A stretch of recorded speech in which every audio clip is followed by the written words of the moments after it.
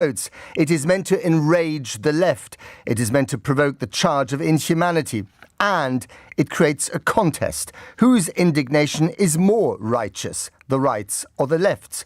You could say that Gary Lineker fell into a trap. He was provoked to cross a line that the BBC cannot ignore. He used the N-word by implicitly comparing the government to the Nazis. The N-word is nuclear. But ironically, the very thing that the right-wing press barons hate most about the BBC, that it is paid by an enforced tax, by a licence fee, is what gives Lineker a shield. We pay for his vast salary. Whether he's an opinionated freelancer or not, we pay for him out of our pockets, not the BBC bosses, out of theirs. They're merely there to manage the process, and they are very good at tying themselves into pretzels. And now they've lost Gary, they've lost Shearer, they've lost Wright, they've stripped Match of the Day of its familiar voices, and they may well lose the stands around the country. You mess with Gary, you mess with much of British public opinion. And of course, they've imposed this rule of impartiality on him, but not on Alan Sugar, host of The Apprentice, who slammed the industrial strikers and told people to vote Tory in a tweet. They've not suspended Richard Sharp, the BBC chairman, while he's subject to 2 investigations about whether he got his job because he helped Boris Johnson get a whopping loan while he was Prime Minister. So, it's been a bad week for the people trying to run the BBC.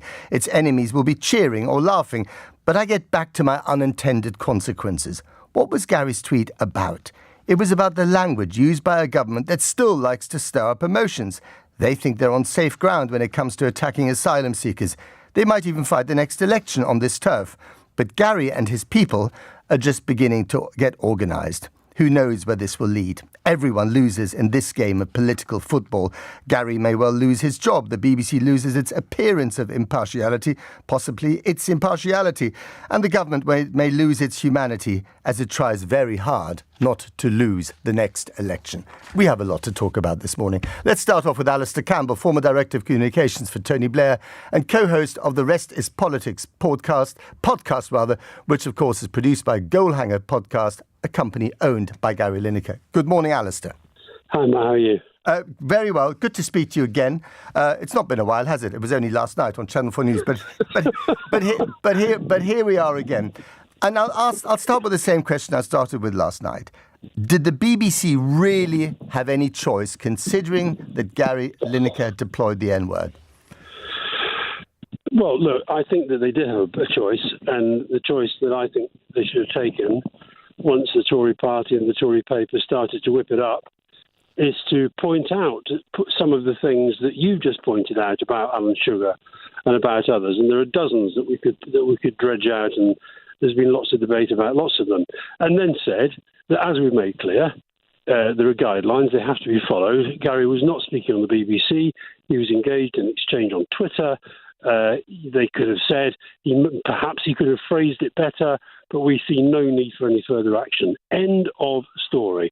Instead of which, because of the political pressure, because of these wretched extremist newspapers like the Mail and the Express and the Telegraph, whipping this up for all it's worth, with these culture warrior Tory MPs piling in, then it's led to where it's led now. And I think you used the phrase the BBC tying themselves in knots. That is exactly what they've done. They've done it because of political pressure. They've done it because of political pressure coming out of Downing Street and the Home Office, but they've also done it because of the pressure of having at the top of the organisation and having on the board people like Richard Sharp, as you say, Johnson loan fixer, best friend of Sunak, who has got literally next to no experience of broadcasting whatsoever, let alone a public service, and people like Robbie Gibb, who has been on this revolving door from the Brexit campaign, BBC, in and out of GB News, Tory party, etc., etc., etc. They are the people, those two are the people who should be walking out the door, not Tim Davie, actually, who I think has been put in an impossible position by them and by the government, and certainly not Gary Lineker, Alan Shearer, Ian Wright, Mark Chapman, Alex Scott, and all the other people who have done exactly the right thing in refusing to be bystanders to something that's so wrong. But it is about language, isn't it? The government, as I've said before, uses fairly extreme language on some issues, especially on the issue of asylum seekers and small boats. And although Gary Lineker did not spell out the word Nazi, didn't even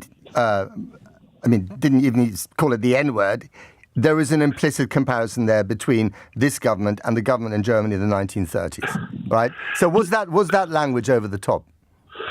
I don't believe so, and I'll tell you why I feel this so strongly. I've got a book coming out in a few months, and it's about the state of our politics, and part of that's about the state of our media.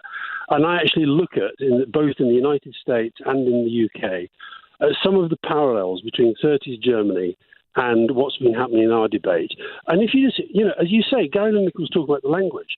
Where do you think drain the swamp came from? That was Mussolini. Where did enemies of the people come for judges? That came from Der Stürmer, the sort of, Nazi backing paper in the 30s. This is dangerous stuff. And it's dangerous stuff that Suella Braverman, in particular, I don't know what Sunak stands on this, but I even think what he said the other day, Keir Starmer, a lefty lawyer, as though, being a lawyer who takes the brief of people like refugees and asylum seekers is somehow a betrayal of Britain. I mean, this is disgusting stuff. And I think that what Gary Lineker's done, somebody who, without shouting it from the rooftops, has been consistent in his support for refugees, who doesn't sort of, go on the television and say, vote this way or vote that way. If he'd have said what he said, Matt, sitting in the Match of the Day chair, after, punditing on Liverpool against Arsenal, I can see why the BBC would have a point. I can see why the Tories would be angry. But he didn't. He said it on Twitter. But he's got 8.8 million followers. There is a fuzzy line there, isn't there? I mean, he's got his profile. It's about the principle. Yeah. It's either right or it's wrong. It's either within the guidelines or it's not. If it's not within the guidelines, and it is as clear as they're now claiming, why wasn't action taken straight away? Why wasn't action taken when, for example, I was involved in the People's Vote campaign? Boris Johnson's brother, Joe Johnson, came out for a second referendum. Gary Lineker came to the event, and we got him to interview Joe Johnson on stage, and Gary Lineker pinned his Brexit colours to the mast. Why was that? And by the way, on the others, in another debate, Brian Cox, the scientist, are they going to pull his programme? You go through Brian Cox's social media feed, and it's relentless in him calling out the realities of Brexit. Relentless. Is he going to get pulled? Is Attenborough going to get pulled because he's going to upset these sort of climate change deniers who are part of the right-wing extreme in the Conservative Party?